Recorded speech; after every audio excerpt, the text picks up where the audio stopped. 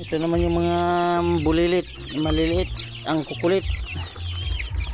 Ayan. Saglit lang. Timba na, sumasakay na sa timba eh. Ito yung nakakatuwa pagka nagpapakain ka dahil nag-aagawan na sila eh. Ito yung pinapakain ko, sapal ng nyug at saka yung anong katawan ng saging, ginayat ko tapos ginakas.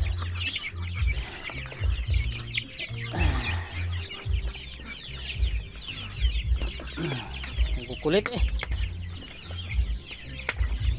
Saglit. Namatayan niya ng isa kahapon, naipit, di ko napansin.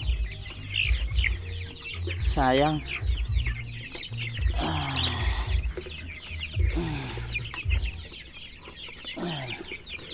Merienda na nila yan dahil pinakain ko na ng pits kaninang umaga yan eh.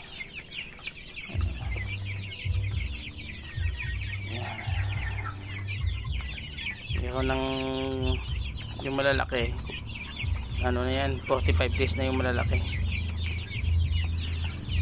Yung maliliit, isang buwan mahigit na. Ano ito sila, 100 mahigit.